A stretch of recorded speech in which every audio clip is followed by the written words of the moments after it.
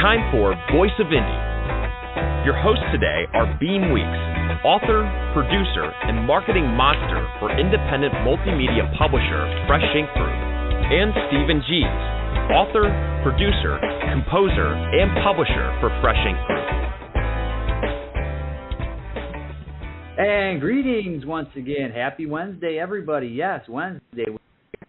Usual spot. It's looking like Blog Talk Radio might have gotten a hold on their problem. We'll keep our fingers and toes crossed, though, just in case. This is the Voice of Indie podcast, 209, and I'm your host, Mike, and with me is Mr. Stephen Gies. How you doing tonight, Stephen? I'm doing all right. You are cutting out and breaking up. I'm not hearing all of your words. All right. Well, then I'm going to call in on the phone, and we'll go around. All right.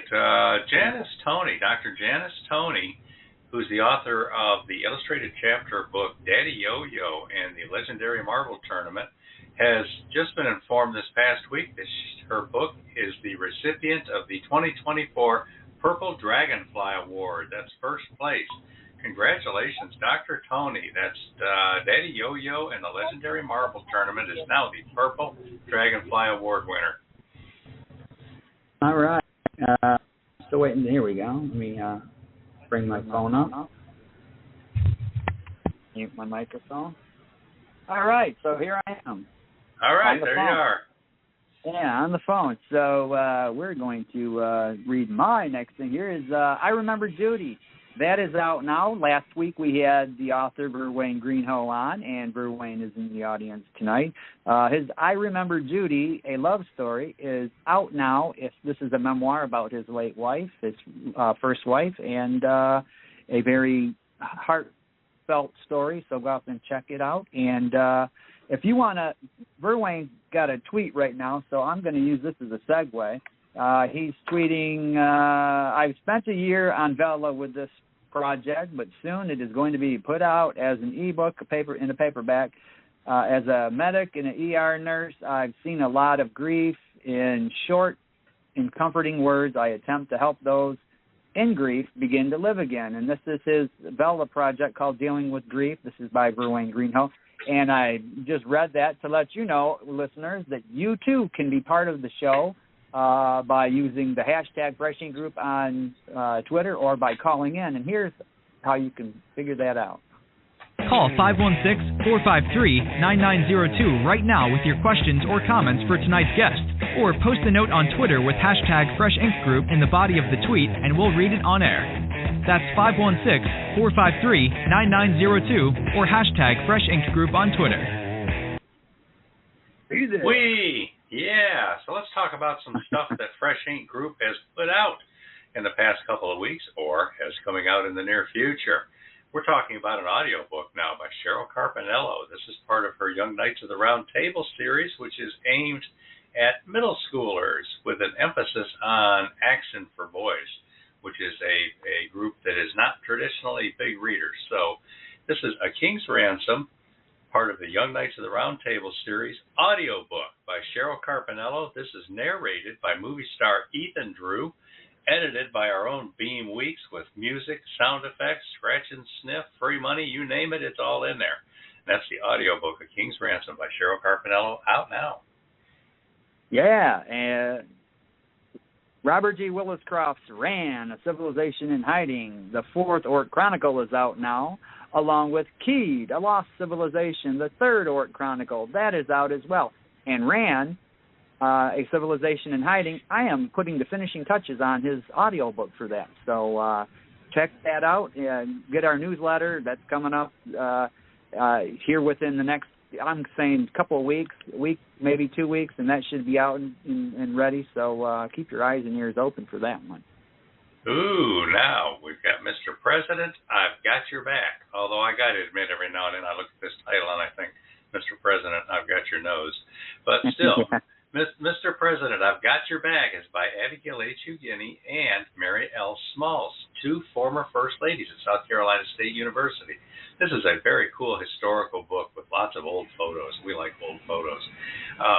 And tells the stories about the women behind the men who were running the universities. This is a very cool book. and it's been doing very well too, which is very cool. Now, last week, Submariner by Jerry Pate was in the number 1 slot. Mr. President had number 2. I wonder if those two are going to duke it out again this week. But anyway, Mr. President, I've Got Your Back by Eugenian Smalls is out now. Also out now is Nowhere to Go But Tomorrow by Nell Cooper. Nell Cooper's, this is her first adult aimed novel. I don't calling it adult novel sounds like it might be steamy, but it's for the adults. It's she wrote a children's chapter book before. This is her first one aimed at adults, and it's a wonderful love story. And I wrote a review for it on my blog. Go over to beamweeks.wordpress.com or just go to beamweeks.com and check out the review. I gave an honest review. It's a 5-star review and just a wonderful story. I really enjoyed it. So Nell Cooper's Nowhere to Go But Tomorrow is out now and available on wherever you buy books.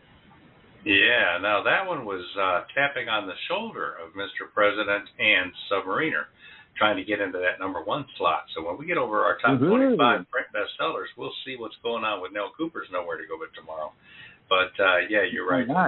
When you say an adult book, it sounds like it's going to be something steamy, like Romance in the Sauna.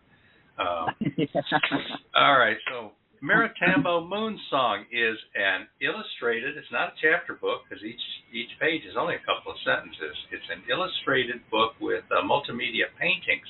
It's both written and illustrated by Michael Filippello.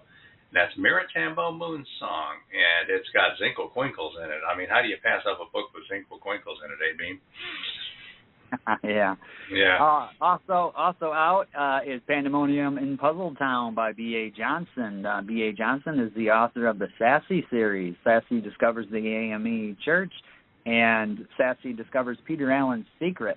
Pandemonium in Puzzle Town is a book that touches on bullying and people who stand out and who stand out and maybe they don't want to stand out, but they just do. So this is one that'll teach the kids how to better get along and all that good stuff. So Pandemonium in Puzzle Town by B.A. Johnson, out now.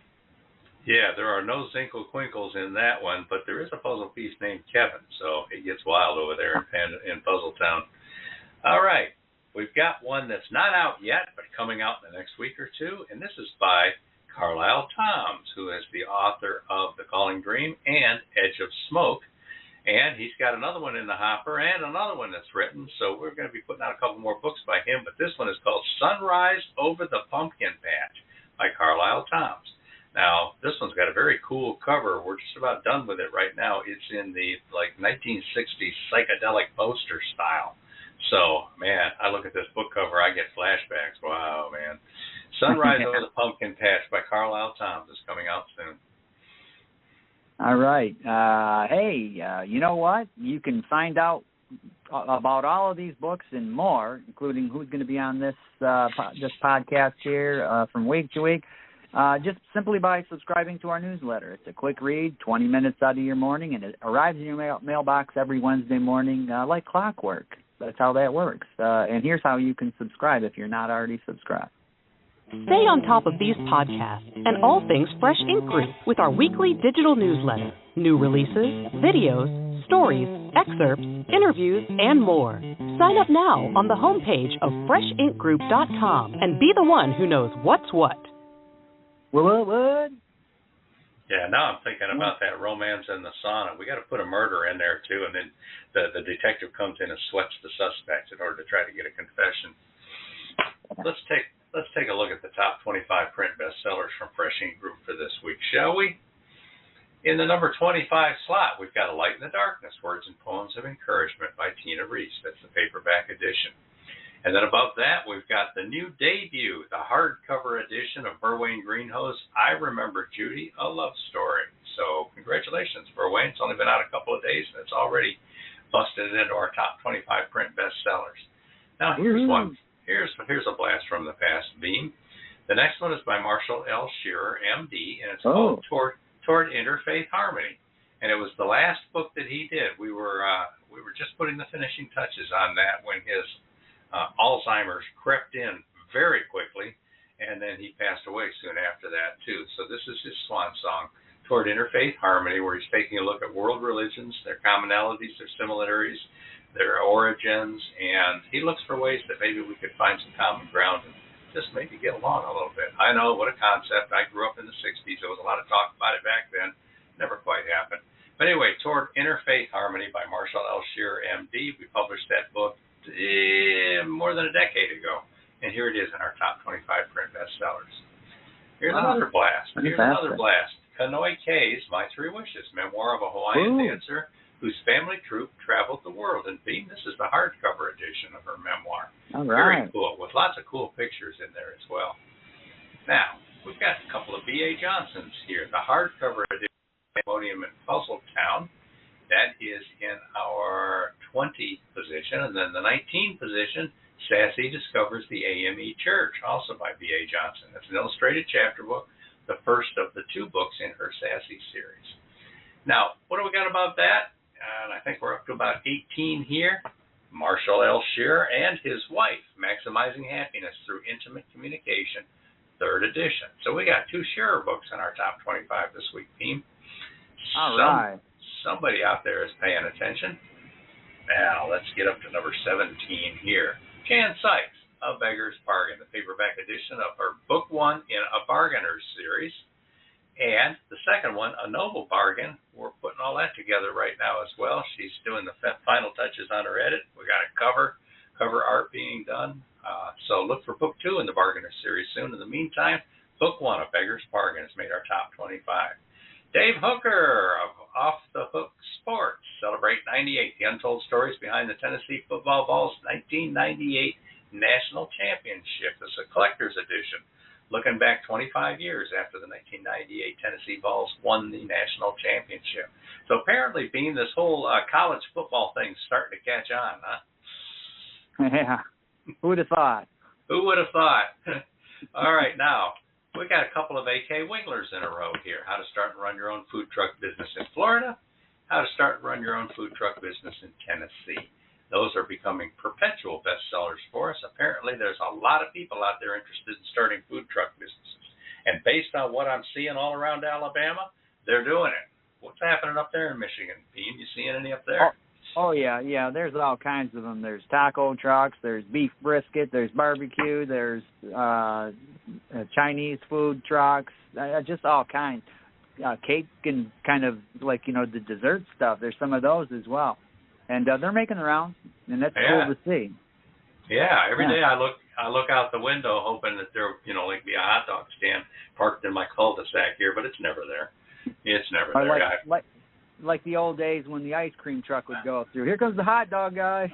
Here comes the hot dog guy. Here comes the brisket guy. Yep. That's the Return of the Zombies have a song, The Hot Dog Man. All right, letting go into Perfect Love, Discovering the Extraordinary After Abuse by Gwendolyn M. Plano. This is a very heartfelt memoir. She was an administrator, high-level administrator at a couple of different universities, and she even taught in Tokyo for a while.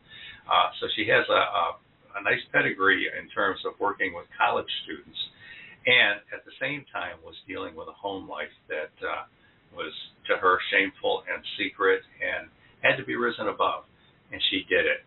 Good for her, Gwen. She's moved on. She's made a great life for herself, and she wrote the memoir about it, Letting Go into Perfect Love, Discovering the Extraordinary After Abuse, and that book's been out for 5, 6, 7 years, something like that, at least, and here it is in our top 25 print bestsellers.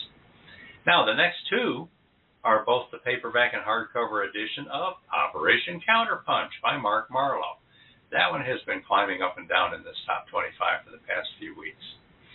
All right, next one, Dr. Helen Burrell. We got her on the phone right now, Beem? We do. She's in the audience tonight. All right. Hi, Dr. Your ears burning, Helen. We're talking about you. American Agony, The Opioid War Against Patients in Pain by Dr. Helen Burrell. That's the paperback edition, and she's taking a real hard look at what's going on with the politics and police presence in the United States enforcing opioid use and opioid laws. It's a very intense book, and it's been, 4 or 5 years now that this has been out. It's still doing very well. All right, it's time for a Robert G. Williscroft, don't you think? Yeah. Mac McDowell Mission, the first of the 4 books in the series, with the 5th one in the works right now. Operation Ivy Bells, a Mac McDowell Mission, the paperback edition, is in our top 25 print bestsellers right now. There are 3 more Mac McDowell Mission books after that, and then the 5th one, Operation Vela Redux, is going to the layout team sometime this week. So hopefully this thing will be out in a couple of weeks. Yeah. Next up, Michael Filippello, Maritambo Moon Song. That's the hardcover edition, and if we skip a slot and go up 2 more, the paperback edition is in here. So Maritambo Moon Song, that is doing very well as well. 1, 2, 3, 4, 5, 6. So that's number 6 and 8 on the list for Maritambo Moon Song. Now, in between them, at the number 7 slot, we've got a Country Music Hall of Fame drummer. Who would that be?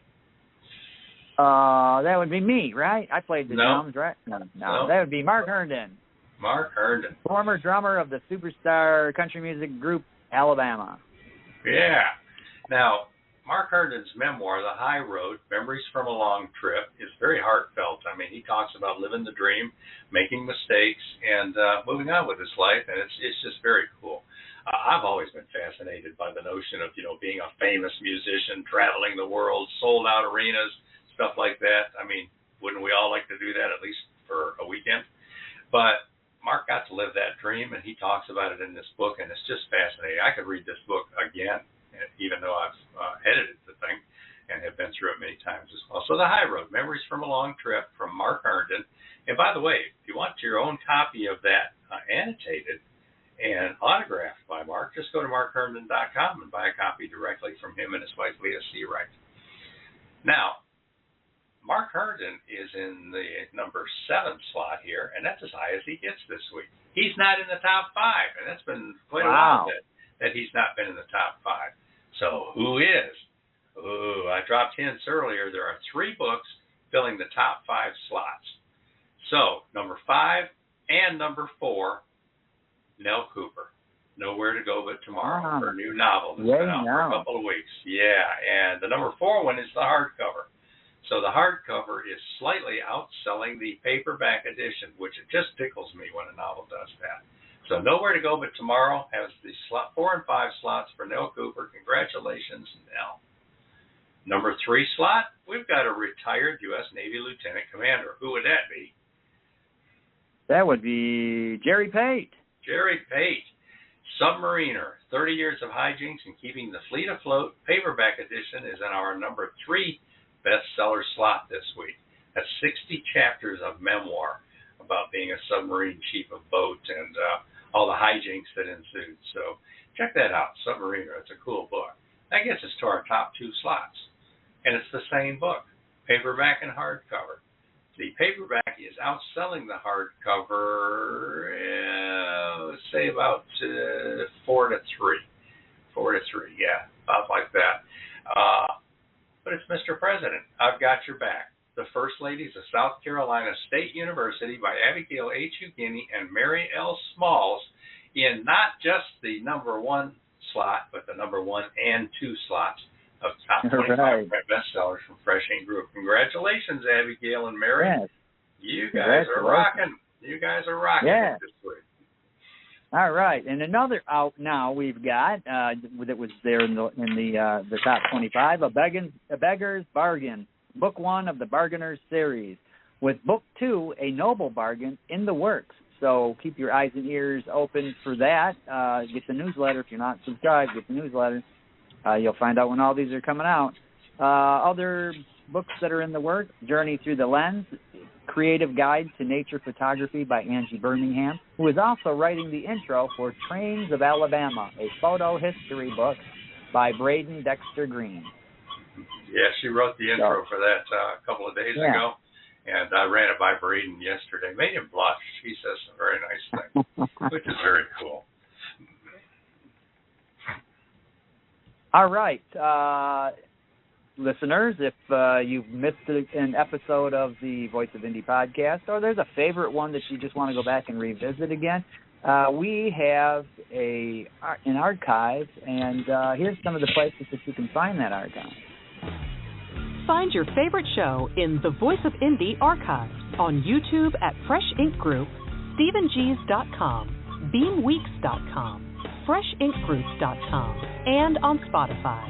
And now you can listen on iHeartRadio, Google Podcasts, and tune in. Just search The Voice of Indie, all one word.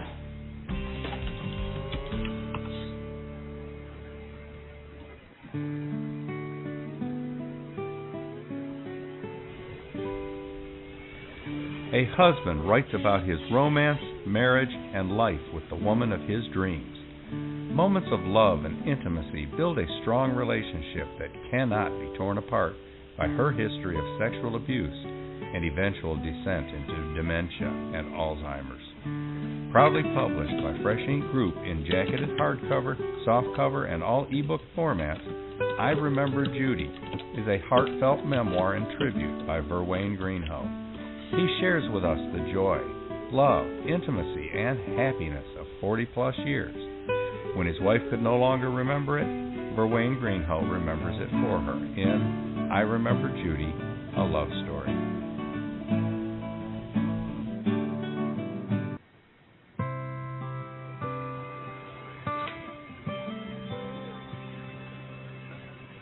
In 1948, 8-year-old Kay is at Oakdale, the Lapeer State Home in Michigan, where people of all ages with physical and mental aberrations come to live. Kay wonders why she is here and if she will ever leave. She cares for an infant who will not let anyone else feed her, and she has friends, especially a boy her age she calls Toe. When Kay and Toe grow close as teens, she discovers the home has scheduled surgery that will change her life. With the clothes she's wearing and the file containing her life story, Kay flees late one dark night. Toe tries to chase after her, but a fateful accident robs him of the chance to seek the love of his life. Will Kay ever experience the kind of family she has longed for? Published in jacketed hardcover, softcover, and all ebook editions by Fresh Ink Group, Nell Cooper's Nowhere to Go But Tomorrow is a historically accurate coming-of-age story about identity, belonging, and learning to choose one's own destiny. Read Nell Cooper's Nowhere to Go But Tomorrow. All right. Fantastic. All right, let's take a quick look at Twitter here before we meet this week's guest. We got a comment from Verwayne Greenhow. He says, it seems the entire Greenhow family is in the house. All 4 of our dogs are in my office with Lisa and me listening to the Fresh Ink Group broadcast, Voice of Indie. I've heard that our podcast is going to the dogs. There's your proof. Yeah. Thanks, Verwayne. Thanks, Verwayne. Always good to have you in the audience. It was good to have him on the show last week and getting caught up with him. All right, this week's guest, Marlena Smith, is a multi-genre author that uses her own small-town life experiences to create stories of the same. Her publications include The Intruder, a short thriller, Ella, a romantic novella, writing prompts to bring out your dark side.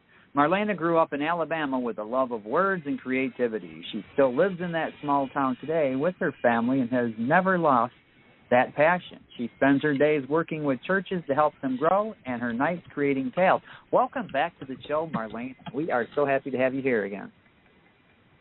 Hi, I'm excited to be here. Thank you all for having me. Hey, Marlena. Hi. Hello. All right, so let's just get started with, okay, you live in Alabama. Is this where you've always lived, or have you branched out and tried somewhere else? Or is Alabama just the place that you feel most comfortable? Alabama is definitely home. It's all I've ever really known, other than a couple of days here and there in other states. But I don't know. Alabama it's just where I've always known, and I actually live on my family's property, so I don't feel like I really want to go anywhere else. Cool. So you're in the Coleman area still? I am. And what's Coleman like? And where in Alabama is Coleman? And do you have a cool waterfall or what? Well, we are in the north central part. We're like an hour between, or kind of an hour from Birmingham and an hour from Huntsville. So one great thing about where I live is we are just a short drive to a big city, to the mountains, or the beach. So we have our choosings of vacation. Coleman is known for a lot of festivals. We're a small town, but we have definitely grown in the last 5 to 10 years, where we have a lot more festivals and a lot more people from out of town come and visit and everything. What about that waterfall? There are some nice waterfalls. Very nice. Yes, there's a few different ones. There's Larkwood, there's Welty Falls. I'm sure I'm missing some. We have Smith Lake, which actually covers multiple counties, and we frequent there as well. So we have a lot of nice little spots to visit. Cool. Now, having grown up in Alabama, what kind of a childhood did you have? Were you reading and writing at an early age, or is this something that came to you later on? Early age for sure. I've always had a passion for books. I can even remember some of the first books I ever read as a child, and I've always had an overwhelming bookshelf of books. And I started writing really early too. Probably around, I would say, second grade is the earliest thing I remember, where I went to a young authors conference in my state. And what's interesting is a nearby county is actually trying to start that back up again. So that's really exciting. Cool. But, yeah, it's where I got my first steps as a writer. And sadly, I don't remember a lot about it because I was so young and it was so long ago. But I remember being able to go, and I still have the little book that I made, gingerbread little cutout that I wrote about my mom and my family. Wow. So yeah, the writing has been a part of me for a very long time now. All right. So, now, did you, as a child, were you writing like stories and things like that? And if so, do you still have any of those old stories? I do, actually. Do y'all remember the old dot matrix printers? No. Yeah. Till the daisy wheel put it out of business. Yes, I told you how old these stories are. I still have some that I wrote and printed off of the old dot matrix printer. They were silly stories about princesses and witches, and I think I went through like a Little House on the Prairie era where I wrote about that time. And one day I might look back and try and make those into something, but now they're just silly little stories that you could tell are very much written by a child. Well, you ought to update them, and kind of clean them up, and release them as children's stories or something like that. That's a good idea. I like that. Move them to the sauna, steam them up a little. Yeah. All right, we are talking with Marlena Smith, and we are going to go to a commercial break here. But listeners, there's the opportunity to get in here with a question or a comment. Call 516-453-9902. That's 516-453-9902, and we will put you on the air.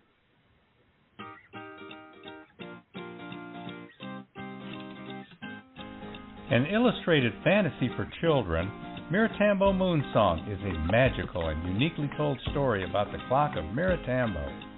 Struck by a bolt of lightning at 3:02, the clock of Miratambo has stopped ticking. What will the Zinkle-Quinkles of the town do? The kind Grand Baron who gave the clock to the town many blue moons ago sees what happens and sends a comet to the clock to save it from being silenced forever. When the moon is over Grand Shiloh Rise, will the clock come to life again with music and light and sound? Beautifully illustrated by author and artist Michael Filippello, Miratambo Moonsong is proudly published in case laminate hardcover, glossy softcover, and all ebook formats. Introduce your favorite kids to the Zinkle-Quinkles in Miratambo Moonsong.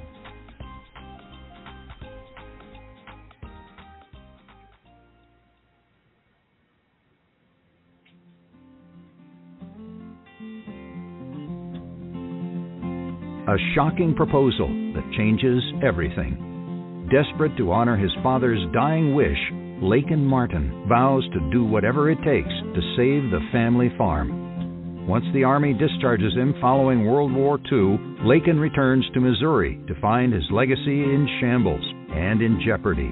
A foreclosure notice from the bank doubles the threat. He appeals to the local banker for more time, a chance to rebuild, plant, and harvest crops, and time to heal far away from the noise of bombs and gunfire. But the banker firmly denies his request. Now what? Then the banker makes an alternative proposition. Marry his unwanted daughter, Sarah Beth, in exchange for a 2-year extension. Out of options, money, and time, Laken agrees to the bargain. Now he has 2 years to make a living off the land while he shares his life with a stranger. Read A Beggar's Bargain, Book 1 in the Bargainer series by best-selling author Jan Sykes. Available worldwide from multimedia publisher Fresh Ink Group in jacketed hardcover, softcover, and all ebook formats. A Beggar's Bargain by Jan Sykes. All right. All right. So check those out. They are both in our top 25 print bestsellers this week. Congratulations, authors. So we're talking to Marlena Smith, and we've known Marlena for at least 10 years now, right, Beem? Yeah, well, at least, yeah. Yeah. Going back to the old place.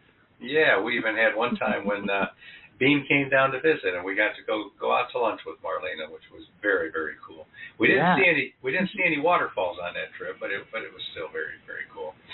So, Marlena, back when we first got to know you, it was just Marlena Smith. Now there's a Burris involved. What's going on with your family, Marlena? I got married, 2 years ago. Ooh. It's kind of a blur. Yeah. We've been together for a very long time, and we did get married 2 years ago. And I have a bonus daughter who will be turning 15 in December, which sounds crazy. Ooh. But they are both super supportive. They even go with me to my book signings and stuff. So they're super great. And we have a ton of fur babies, guinea pigs, ducks, and kittens. And our house is filled with all kinds of love. Well, what's his name? His name is William, and our daughter's name is Kelsey. William and Kelsey. That's cool. It's great having him go along to events with you. I picture, you're inside signing books, William's outside, carnival barking, and everybody who comes in, got his arm twisted, or out of, shoulder out of joint or whatever. It's like, Marlena, would you sign this, please? Hurry. Whatever works. But I'll bet you. That's not accurate. Yeah, I'll bet you three have a good time. We do.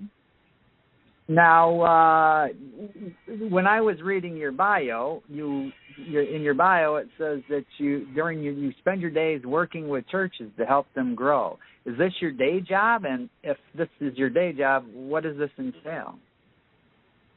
It is my day job. I have been there for almost 3 years now, and technically, I was hired in as an executive admin, but I do a lot with customer service and sales.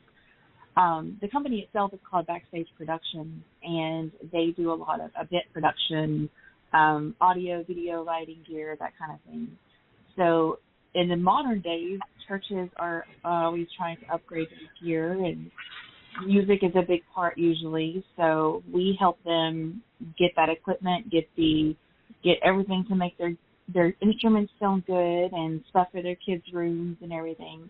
So I get to help do that part of it. I get to help do the research and put together proposals and basically just try to make the stuff happen for them.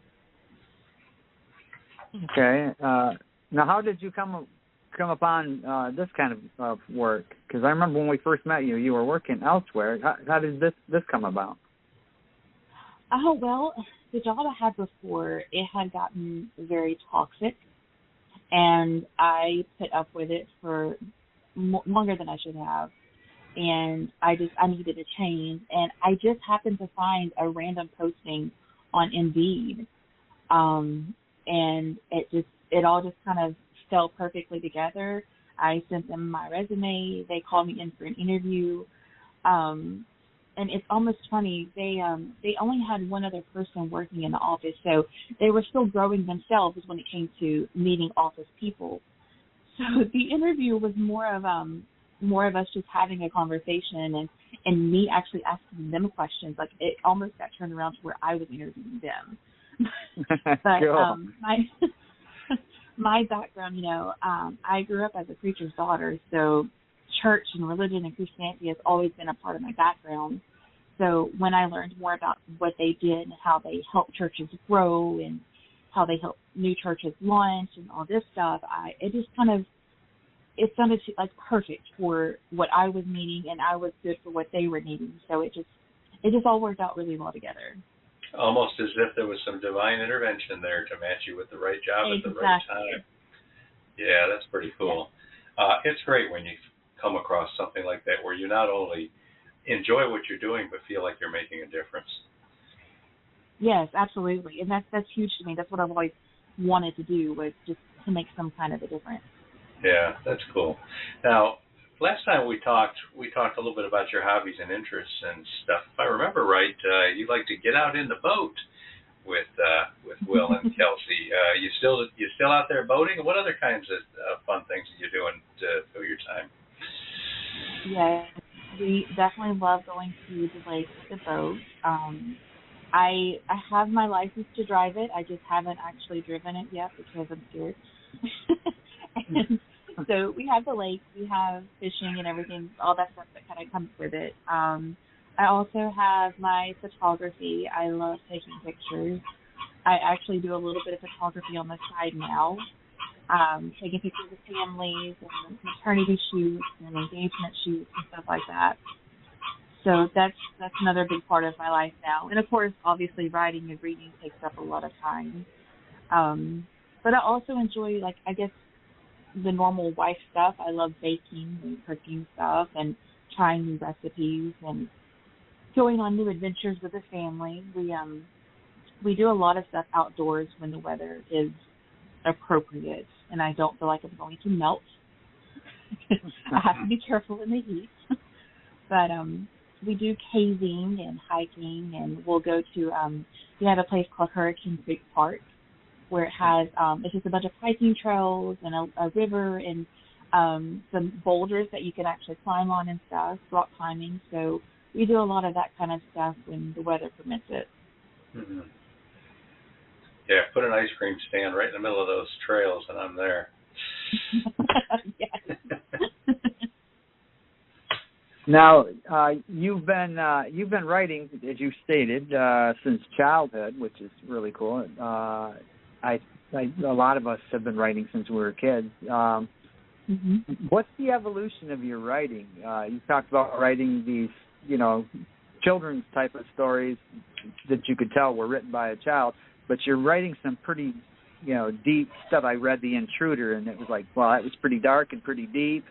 How did this evolve, and where do you see your writing going from where it is now? I always dreamed of finally having something published, and it's never been about being on the New York, bestseller list or it being a full income or anything like that. It was just I wanted my ideas visible to people. And I wrote The Intruder on a very random day, and I wrote it in a matter of days. I liked the story so much, I actually paid to send it to someone to edit it, and then I liked what they did with it so much that I finally published my first book. So that started a whole nother ballgame for me. I never thought I would write a thriller or horror or whatever you want to call it. I never imagined that to be what I would do, because I'm a hopeless romantic, and that's what all my other writings have been. It's been like sappy love stories, which is primarily what I still write. But so yeah, I took that first story, and that opened up all those doors for me, and so I've just started putting out more of my books. And I hope that I am able to continue to do that. And I know a lot of them will be more sappy romance stories. My husband is trying to get me to write another dark, scary story, because I am a scary movie junkie. I love anything horror related. Yeah. So it is a surprise that is not more of my go-to for writing. So yeah, I'm hoping to expand a little bit more and do more outside of the sappy romance stuff and get more into some maybe dark stuff here and there. I don't know. I guess we'll just see. It's all about where the inspiration takes me. You find yourself surprised at how easy it is to get into the dark stuff, or you have to kind of push yourself a little bit? I mean, what's it like going over to the dark side? It's scary how easy it was. Yeah. The ideas just came so naturally. I guess because I have always watched those kind of movies like all my life. Like even as a kid, I loved those kind of movies. I remember watching Sci-Fi Channel with my dad on Saturday mornings. So that kind of stuff has always been a part of my life. So I guess it shouldn't come as a surprise that I was able to get a story like that out in a matter of days and had no problem with it. That's like, I'm going to take a couple of minutes and think about how would that slaughtering the family in their sleep scene go, and next thing you know, you're up all night and you've used up a whole bottle of ketchup acting it out.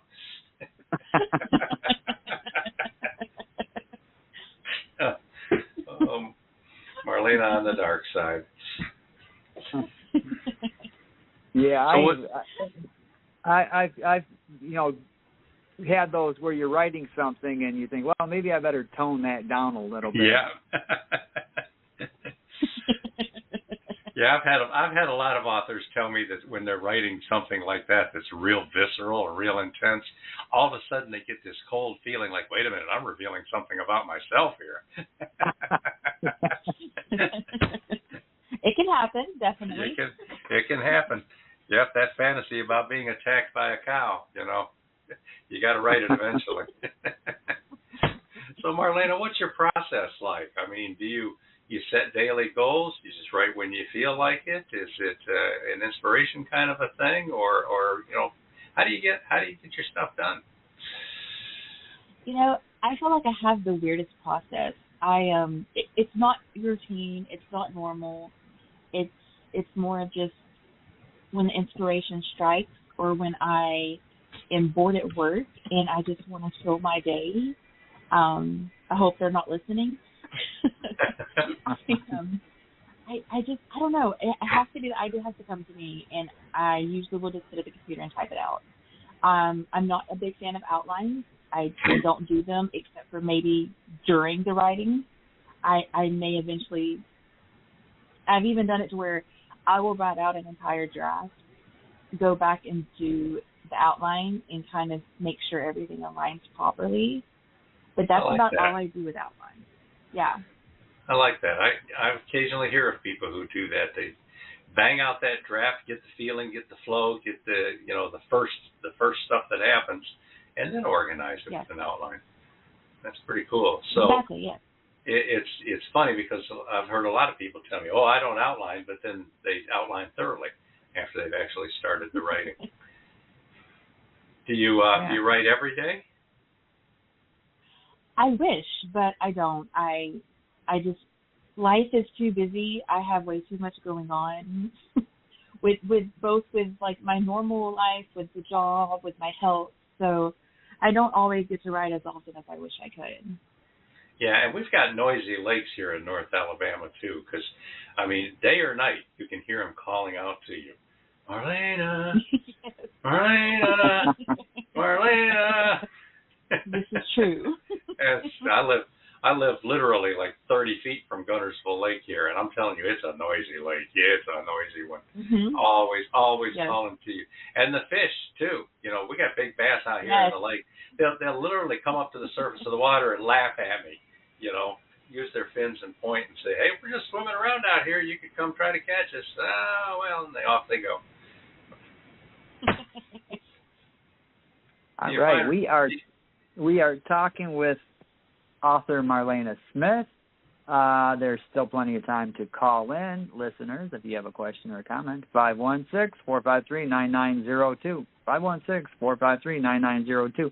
And we're going to dip into a couple of commercials here, and we'll be right back. The stranger in Puzzletown has everyone talking.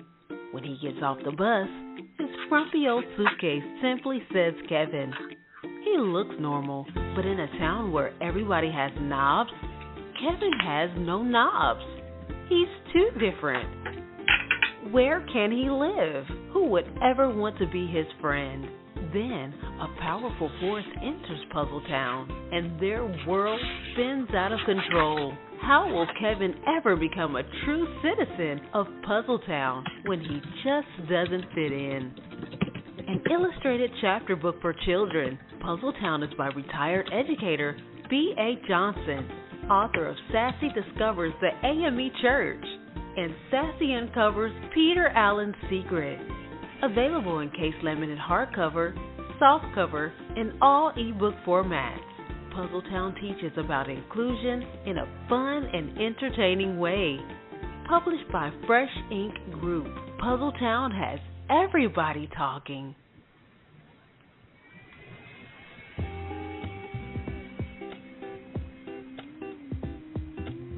Mr. President, I've got your back. South Carolina State College was established in 1896 by the state legislature to provide educational opportunities to African Americans. The college is situated on land acquired by the state from the United Methodist Church in 1869. Thomas E. Miller was named the first president. Faced with many challenges and struggles, Miller and his wife, Anna, did an excellent job of moving the college forward and building a foundation for later growth and development. Since that time, 13 presidents and 5 interims have continued to build upon Miller's legacy.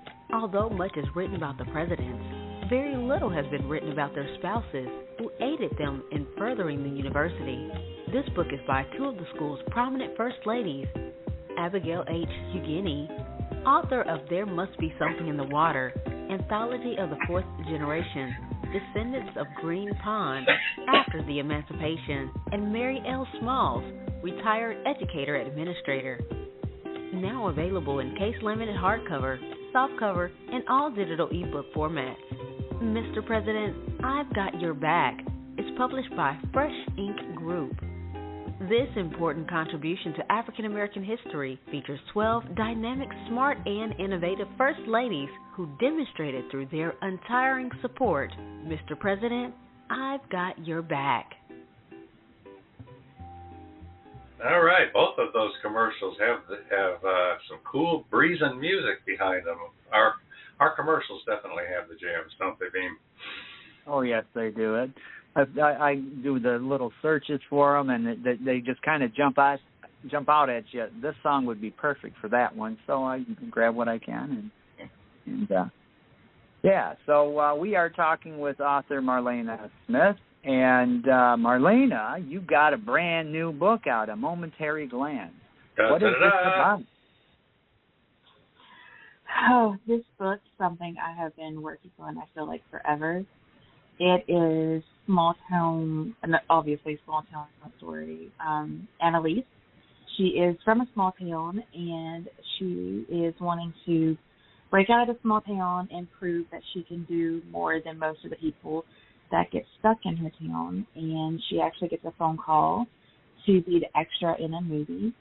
So she gets the opportunity to fly out to Los Angeles and see what the big city life is about. Cool. So is this a full-length novel, or is this one of the short stories? It's I guess considered a novella. It's around 30,000 words, so it's just short of a novel. Okay. And this just came out in the past month or so? June 12th, yes. June 12th, That's when I released it. Mm-hmm. Well, that's cool. Now, did Kelsey's Notebook, which is 100-line pages, did that just come out in the past few months as well?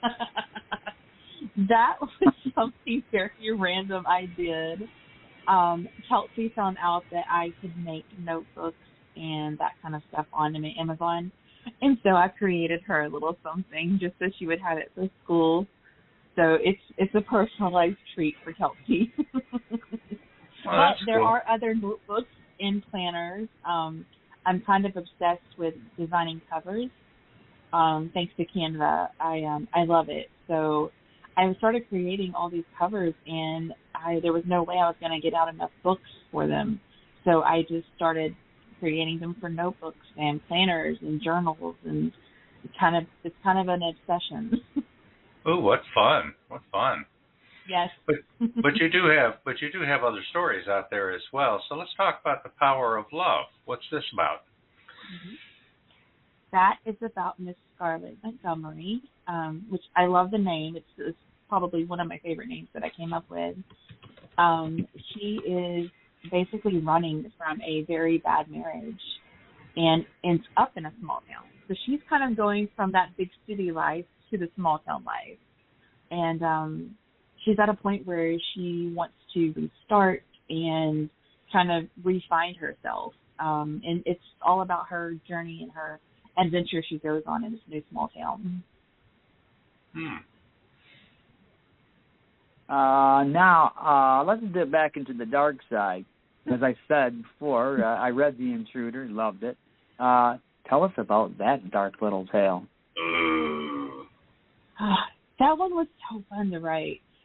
I mean, how would you feel if you woke up one morning and you noticed your phone was actually lit up, and you start looking at it and you notice there are pictures of yourself, and obviously you couldn't have taken those pictures. I mean, I can't imagine that kind of nightmare to wake up to something like that on your own personal phone, seeing pictures of you in your home. And that's what it is. It's this thriller story about what happens with Serenity, and she wakes up one day and finds those same kind of pictures, and it's a very wild ride for her to kind of dig into it and figure out what's going on. Yeah, that one scored really high on the creep factor. It was just, I mean, it was a dark, creepy tale, and that's a good thing. That's a good thing. Yeah, I hear Peter Gabriel. I am the intruder.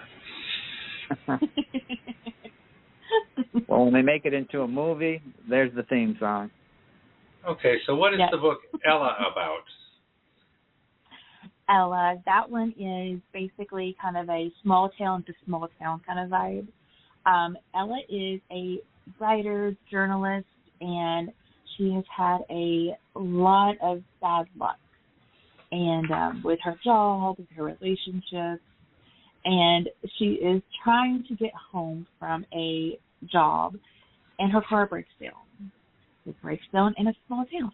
And she is actually rescued from the body shop or the garage, whatever you want to call it.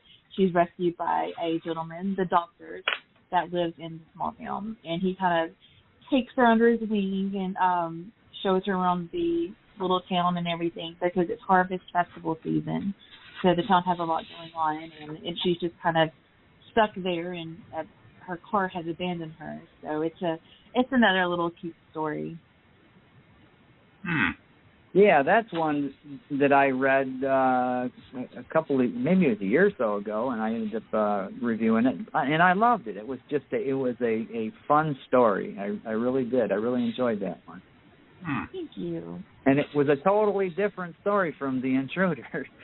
So that's a good thing when you can write something that's a upbeat, fun kind of story, and then shock the hell out of people with something that's dark and creepy. Yes, those are gold. Yeah, those are gold. Yes. Speaking of dark and creepy notions, what about the one called Live, Laugh, Love? What's that? That is another notebook. Okay. We're looking at several other things here that could be stories. It's hard to tell. What's the writing prompts about? You trying to help writers with ideas? Yes, that one was another fun one that has a little bit darker stuff to it. I just put together a bunch of story ideas, and that's literally all it is. It's just writing prompts to help people kind of get some of those ideas going and get those skills used and that creativity and everything. So it's got little ideas in there. And, of course, right now I can't think of an example of any of them, but there's like 30, I think, writing prompts in it. Oh, cool. So definitely. Give us a couple of examples of writing prompts. Oh, let's see. I have to go on the spot. I'm trying to think. like waterfalls around Coleman. Hitting your neighbor in the head with a hammer just to see what happens. Yes, absolutely. You find yourself in the middle of the night, in the middle of the woods, and you have no idea how you got there. Or maybe you wake up in an abandoned castle. Again, you don't know how you got there. You're not recognizing anything. There's no people. The place is completely abandoned. Where does the story go from there? Wow, cool. That'd be a lot of fun just to go through and just see how quickly you can come up with an idea from each prompt, just as a fun little exercise, or multiple ideas for each. And of course, if you're co-writing with Marlena, it's going to go to the dark side, Of course. Yeah. So basically, those writing prompts are kind of the what ifs, and those are some of the greatest ways to start a story is what if, and then you've got this idea. Exactly. That's how a lot of my story ideas come from, and then I end up writing. I got notebooks. I got the Post-it notes with these what ifs on there, and through the years I've written some short stories based off of them. Got 2 novel ideas that I'm working on right now based off of those what ifs. Those, I guess you would call them writing prompts. Yeah. Yeah, absolutely. All right, people. We're going to play our last couple commercials here. You got another chance. You can still call in and talk to Marlena Smith. So far, we haven't had a single caller tonight, so let's try to break the ice, people. 516-453-9902. Call in and talk to Marlena Smith. We'll hear a couple of commercials, and we'll come back and wrap up this podcast.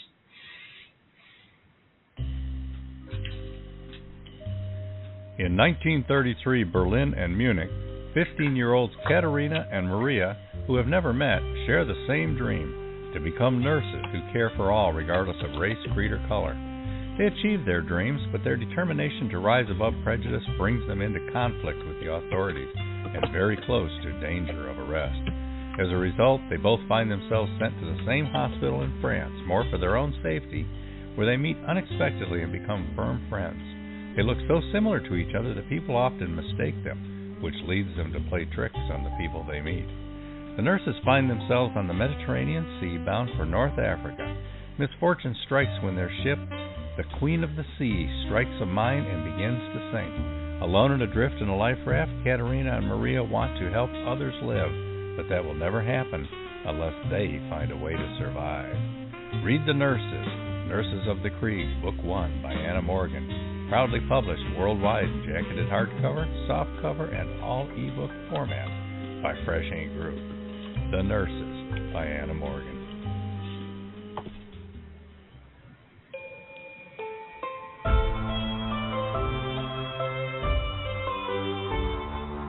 Set in medieval Wales during the mystical times of King Arthur, 11-year-old Gavin and his friends are determined to prove their mentor, the Wild Man, innocent of murder.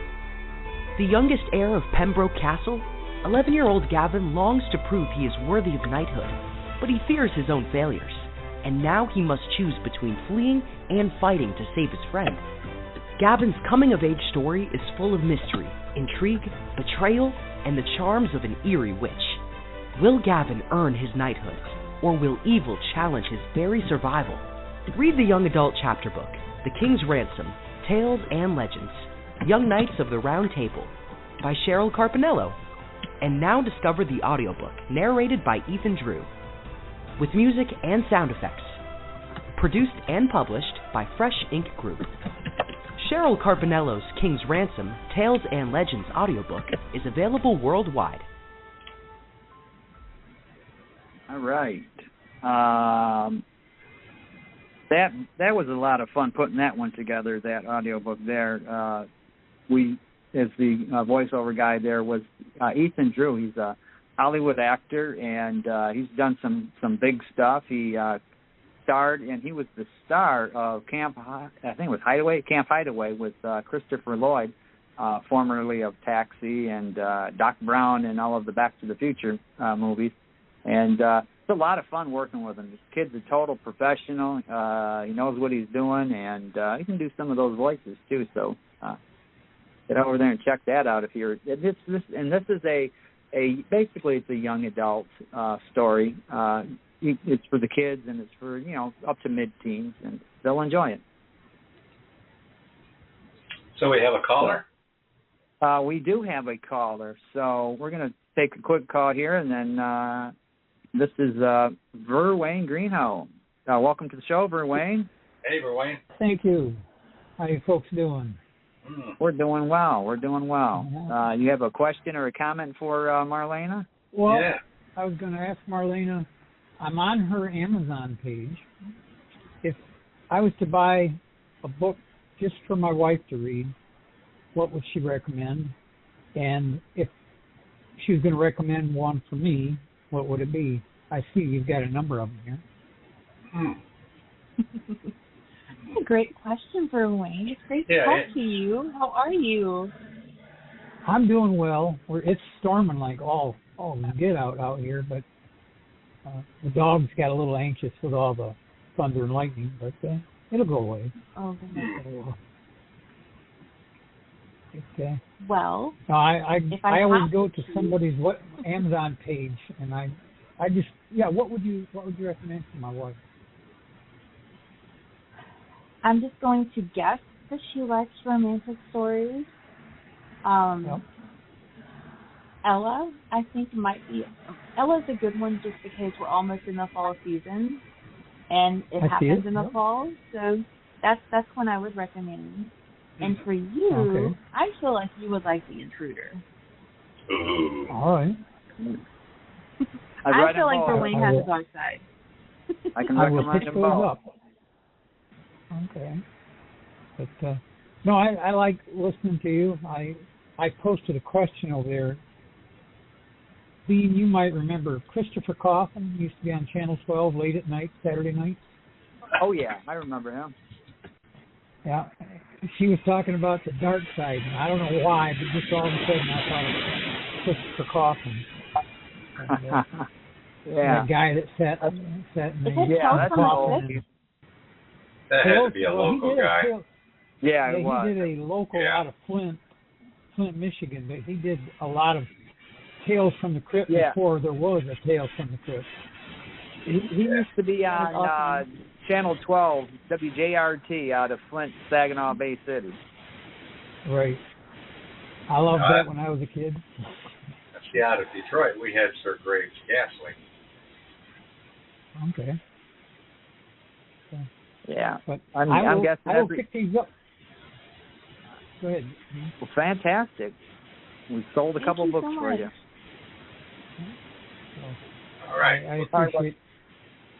Thanks for calling in, Verwayne. Yeah, thanks, Verwayne. Yep. Take care. All right. It was nice talking to you. Nice. Take care, Mar.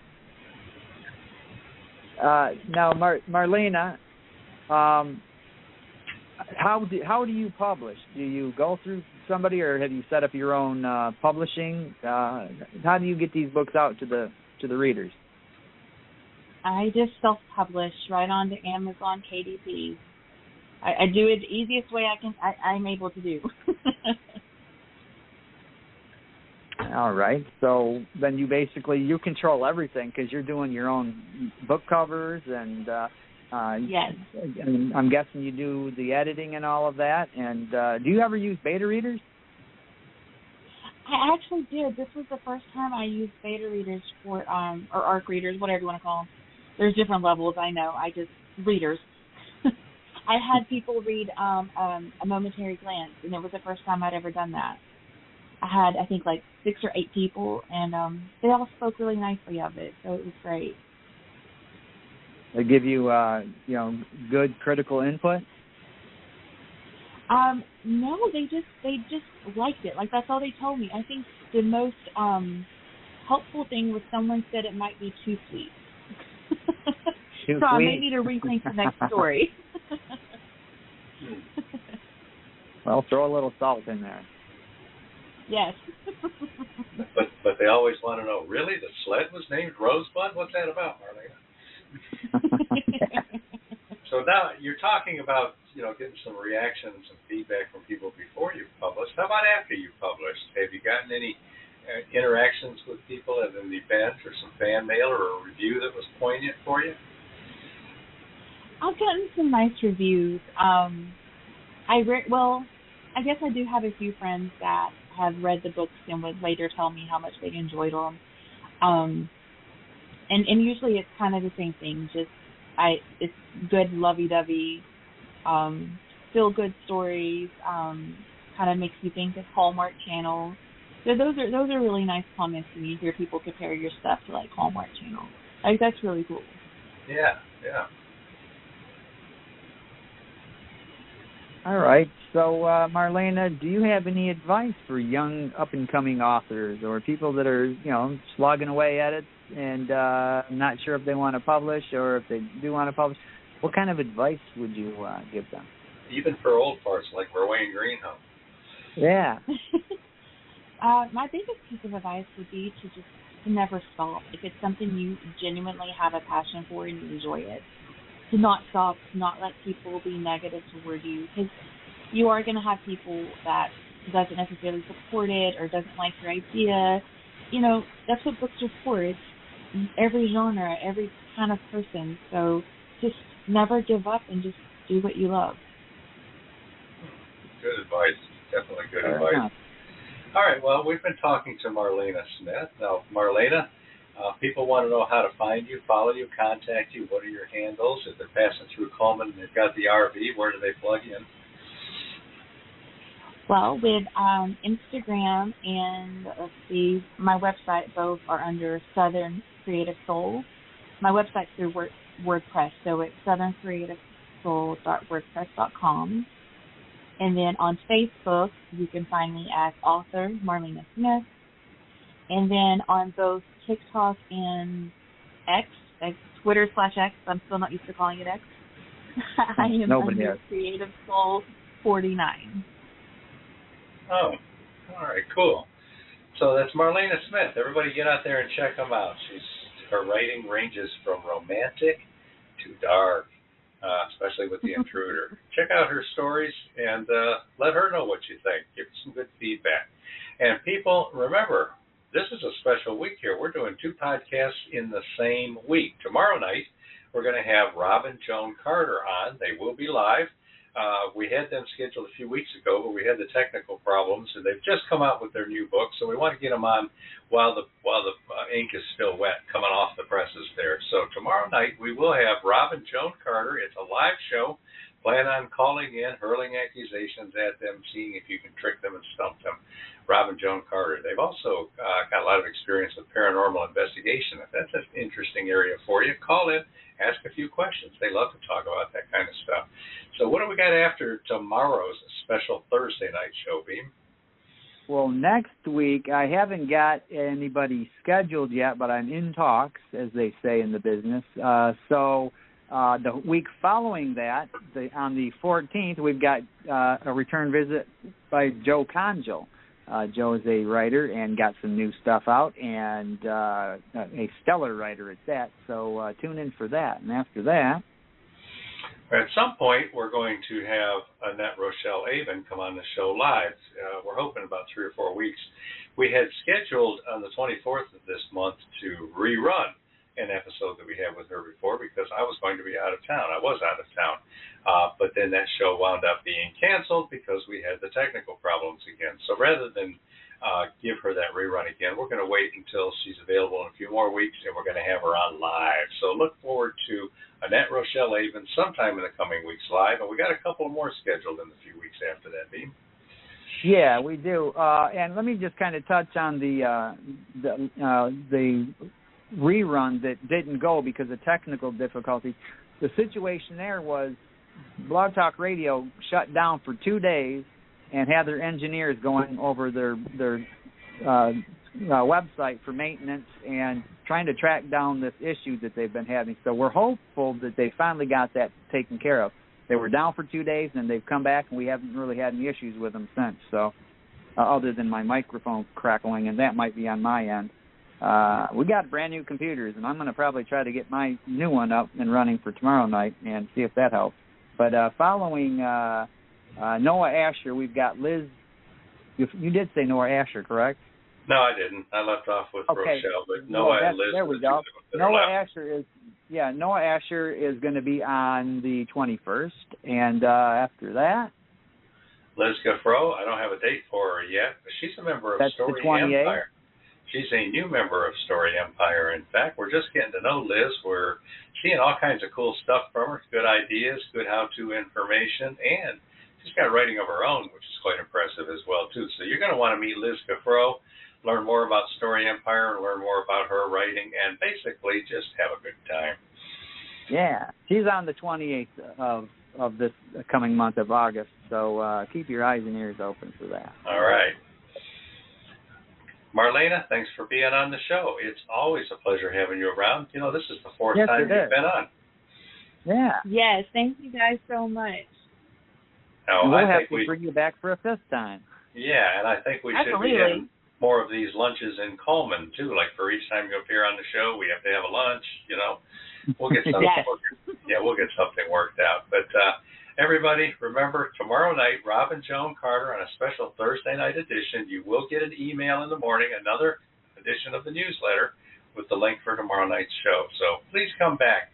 We'll hit you twice this week, and we'll try not to be doing that much after this.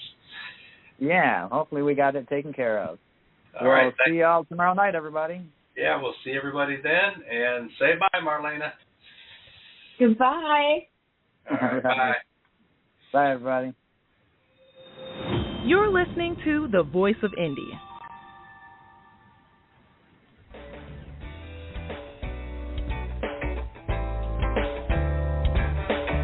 You've been a part of Voice of Indie, a production of Fresh Ink Group. Spread the word, support our guests, then find us at freshinkgroup.com and be sure to hashtag Fresh Ink Group.